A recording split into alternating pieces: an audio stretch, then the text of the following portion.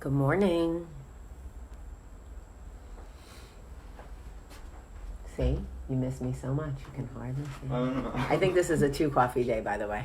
I can already feel it. Yeah. It's a Monday. Yep. Yeah. And it's like pouring. It's not raining. True. Good morning, everybody. Good morning. Good morning.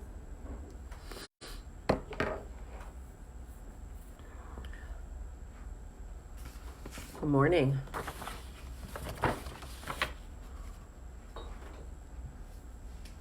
Hi, Tiffany. Good morning, everybody. Good morning. Happy Monday. It's pouring rain in Birmingham. Like, I'm gross, and I don't even care. Good morning.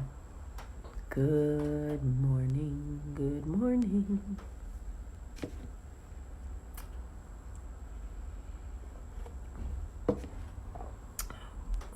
Good morning, Brooklyn. Where's Brooklyn at? Where's Brooklyn at? Where's Brooklyn at? Anyway, good morning, everybody. It's so nice to see you all. Welcome to Coffee Talk. It is Monday, February 10th, I think. Yep. February 10th, which is so cool. I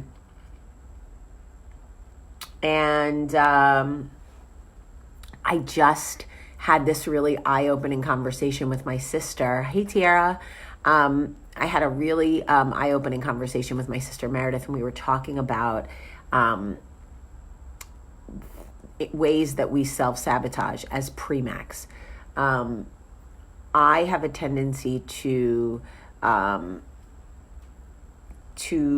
test people that I care about. And I have only come to realize this in the last 2 weeks, is that apparently what I like to do is people that I hold in high esteem, people that I feel loyalty towards, I will typically test them, put them in situations to see if they will do something that I deem less loyal or even borderline hurtful to me.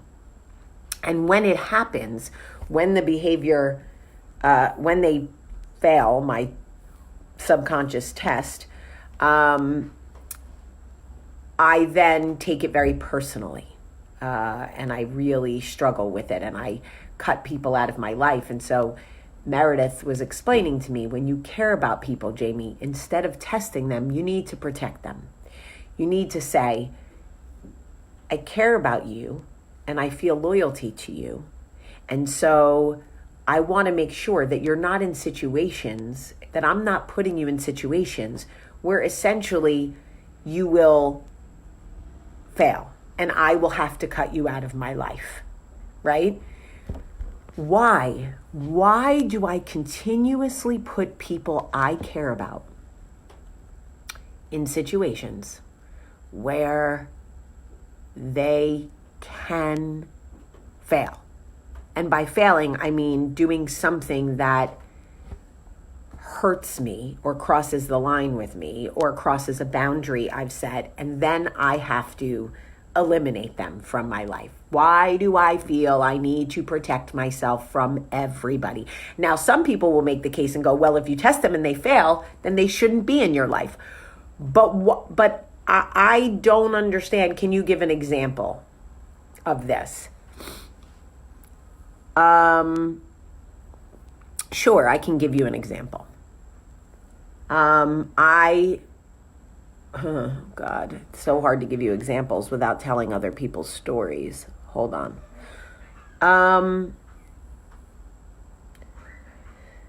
Well, it could be something like, do you think it's self-sabotage or self-preservation? I think at this point it's sabotage.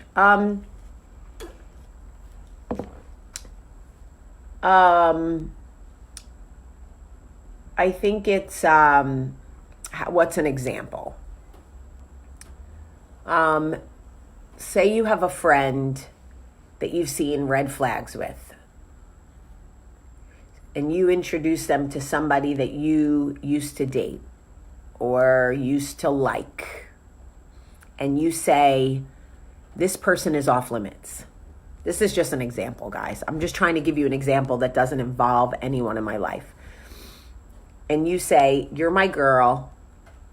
I used to like this guy. He's off limits, okay? Girl code, whatever. And then you are all supposed to hang out, and you say, I'm going to be late, or I can't hang out now. Something has come up, but you guys go, have a good time, hang out.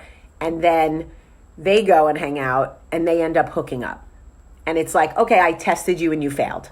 Now I know I can't trust you. Right? Why do I do those things to people that I care about? Why do I always feel like I need to test the people in my life? Why do I subconsciously, and it is subconscious, because I don't think I'm doing it.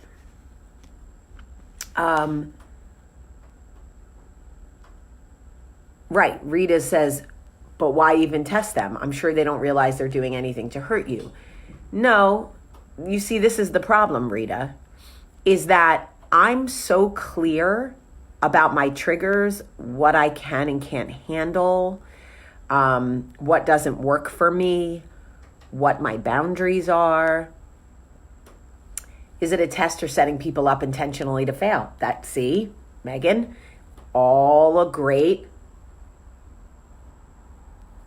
point is why. Listen, I hear what you're all saying. I clearly have triggers. I have trust issues. It is, for me, typically, I weed them out quickly, and then I cut them off, and I never look back. But is this really serving me? I don't know. Why do I feel the need to protect myself in this way? Why can't I just not test people? Are my expectations too high? Maria wants to know. I don't know. Or is the expectation, say, that a friend won't sleep with someone you've slept with, or that you've liked in the past, or you dated in the past? Is that too high of an exception? Maybe, if you're married now and that was 15 years ago, maybe the expectation is unrealistic or unfair.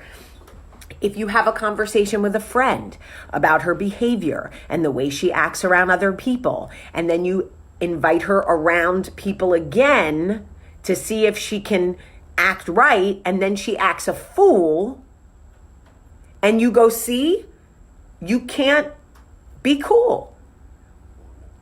So, why am I doing this? Why do I keep testing people?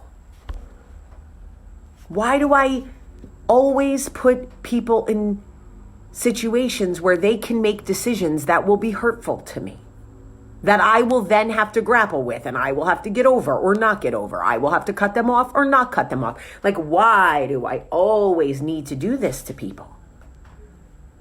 And I'm always fucking triggered by this stuff. Because you've been hurt before, so this is how you eliminate the hurt. You nip it in the bud. God complex. Maybe. That's interesting.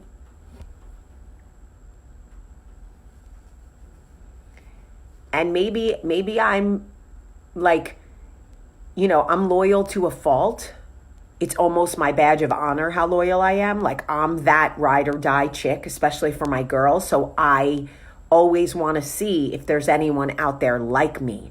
But maybe that is a God complex. Maybe I do test people to be like, you failed. Then I feel like I'm in control. But I don't, you know what I'm saying? Like, it's not working for me. It's not working for me. People aren't perfect. and the expectation I have for people is unrealistic. And I know some of you are watching going, but I wouldn't do that to you, Jamie. Okay, maybe you wouldn't do that, but eventually I'll find a test you can't pass. And I don't know why I do this to people. It's like I test them in ways I know they will fail, so I can be like, look, you're not good enough. Why the fuck do I always need to do that to people?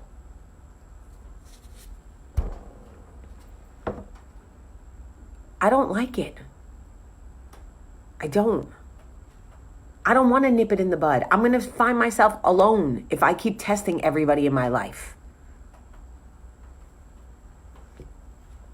I'm going to be totally alone. Now, the people I test,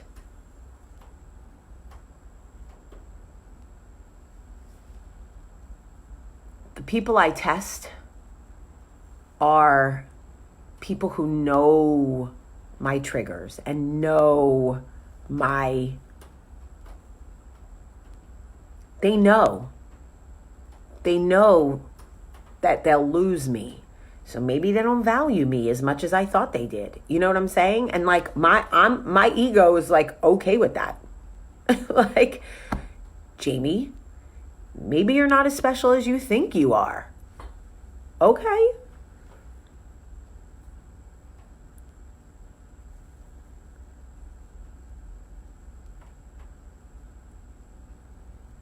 Why is it your concern who dates who?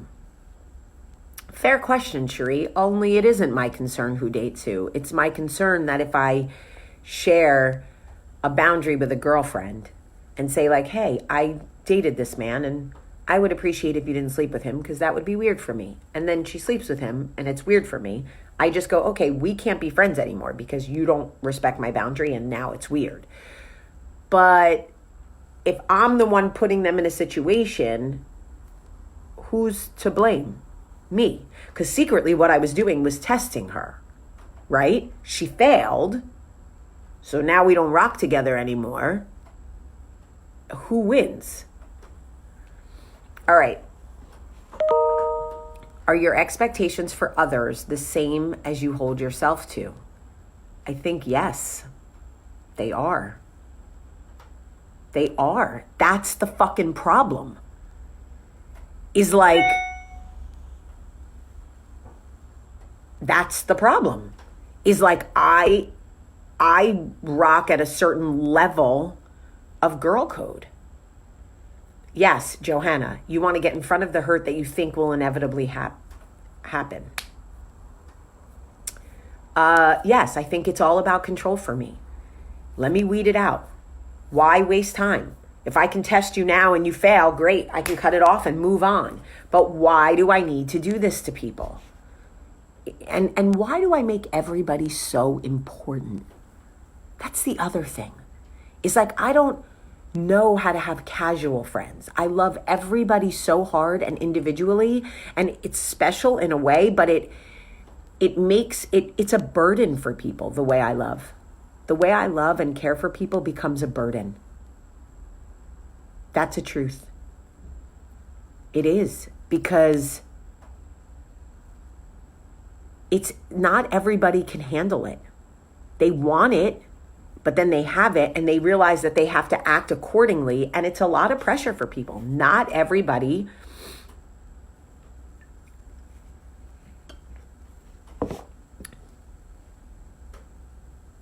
Listen, I am one of the most self-aware people I know. And do you like to be controlled? We aren't the same. No, I don't like to be controlled. And I'm talking to you guys about this because I think it's something that I need to address. I'm really going to think long and hard about this and pray about it and think about it, because maybe I find one friend, two friends that will rock for me the way I rock for them, that will think about me and how their actions will make me feel, and that's who I rock with. maybe like I don't need 50 friends. It's a lot to manage, and it ends up hurting.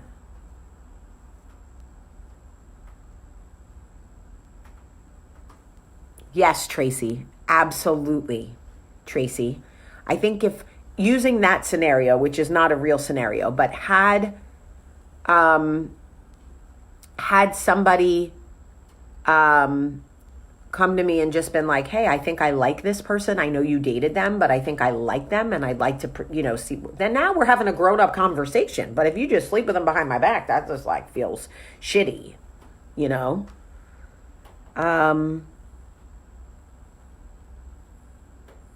So anyway, I'm having this conversation with you, as embarrassing as it is, because it is embarrassing. Because I want to be better. And like, I don't want to test the people that love me. And I got to rein my circle in. It's too big and it's too much to manage. And friendship shouldn't be this much work. Amen. You are absolutely right. And I think this is a bigger conversation. And I am going to write about it, Rachel. I am going to write about it. Because when I put it on the page, it'll be better. Now, understand, I also think like if I test you and you fail, like fuck you. Like for real. I need to get to the bottom of why I'm testing you. There's no question about that. I need to coffee talk myself and be like, Jamie, why do you feel like you need to test everybody in your life? I don't know, but we probably need to figure that out. With that being said, if I test you as my friend and you fail, you can kiss my ass. I'll still get to the bottom of why I tested you, but you still got to know you got to go. That's it. It is what it is.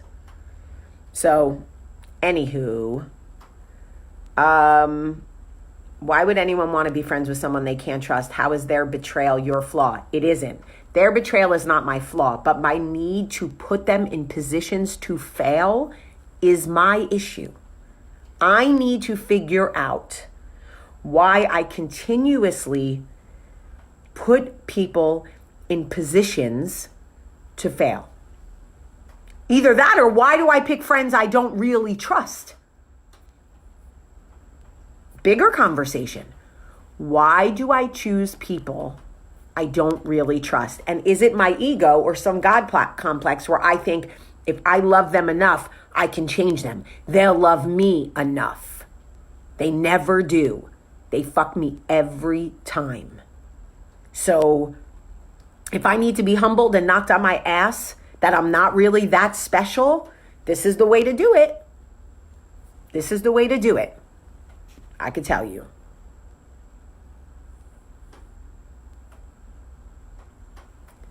Crystal, I don't know if I would want to be friends with you knowing that every move I make is a test. Fair. That is fair. All of this is fair. And the tests sometimes are nothing. They're nothing. And sometimes they're more obvious. But that is such a fair point.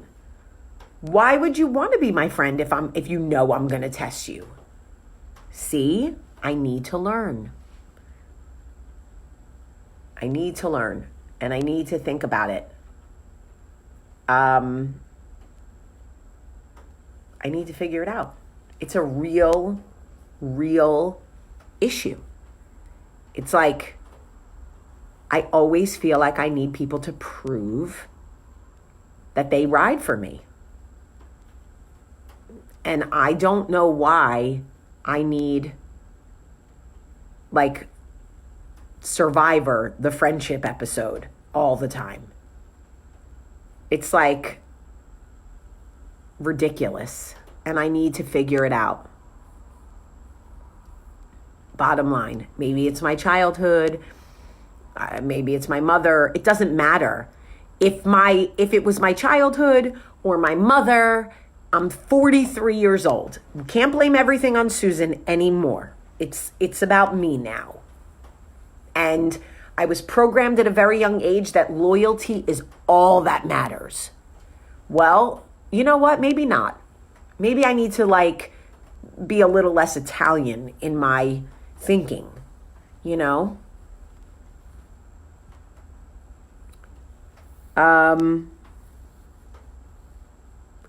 Lauren says, I'd still be your friend because if I'm genuine, I've got nothing to hide. That's great, Lauren. If you want to be my friend, knowing that in some way I'll probably test you and leave you naked in a hot tub with my husband. Okay. I mean, probably not, because I don't like hot tubs. They're totally breeding grounds for bacteria, but you know what I mean. We're not meant to be everybody's friend. Amen, Dinah. Amen, Dinah. Amen. Anyway, I did give an example. I just made it up. I don't know if it's a good example, but it's just for example, I was doing business with somebody, and I introduced a friend to this person, and I said, listen, don't ask them for money. Don't ask them for any business right now, because I'm in the middle of negotiating something, but I think they'll be a good asset for you and a good mentor for you. But let's not blur the lines until my situation is done. And she was all, okay, totally get it. I need a mentor. Thank you. So gracious, so grateful. Thank you. Thank you. And then she met with him. And then that was all on the up and up. And then she followed up to meet with him again. And in the second meeting, she basically kind of propositioned him in a way, was like, if I was going to start this kind of business, would you be interested in investing? Which is the one thing I asked her not to do. So you see, it's like I set her up to see if she would do it. I didn't realize that's what I was doing, but that's what I was doing. So when he called me and was like, oh, well, she told me she's interested in starting X, Y, and Z business and asked if I would be interested in investing, but right now I'm not in a position to do that. I'm like, motherfucker, why would she need to do that?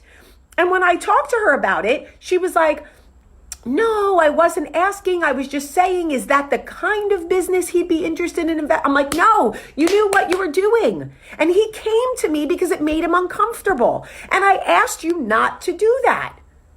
And now I don't mess with this girl anymore. I don't rock with her anymore. And she's like, you're ending a friendship because I blah, blah, blah. I'm like, no, I'm ending a friendship because I specifically asked you not to do something and you did it. And I get that it's not a big deal and I get it's not the end of the world. And she was like, okay, I thought maybe you'd be mad, but to end a friendship, I'm like, yes, this is how I am. I don't know why I'm this way. Maybe we could work through it. Maybe we could talk about it. Maybe I could just get mad and then get over it. But I don't know how to do that. I know how to say, I asked you not to do X, you did X, so now we're done. But I set her up because part of me knew she would do it. So why did I set her up? I don't know. It's almost like I want to prove to people like, look, you're not who you think you are. Look, I knew what it was. And maybe that is the dog killer. Maybe that's the dog killer. Maybe I knew she was a dog killer and I put her in a meeting with the dog.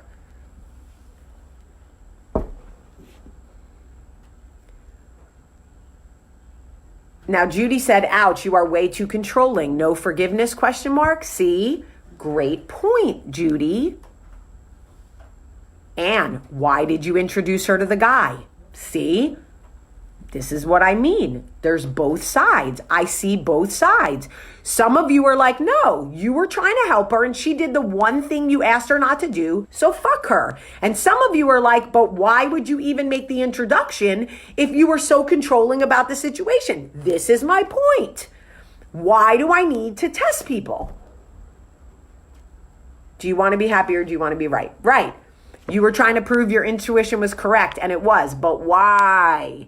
Why do I, it's like, anyway.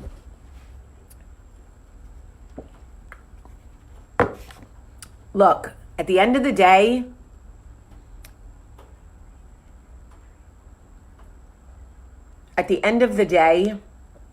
I can only control Jamie. That's it. I can't love someone into doing what's right. I can't loyalty someone into doing what's right. I can't test people into doing what's right. I can only control me. And I would like to figure out on my journey why I put people in a position to fail. Why do I test them? Why? And there'll always be two sides to the coin. There'll always be people who say, if they fail, fuck them. You knew they knew it was going to bother you. You told them what it was. You laid it out and they did it anyway. And then there's going to be people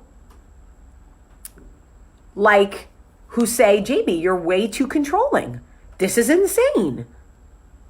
I want to be better. I got to find a balance. I have to find a balance. So,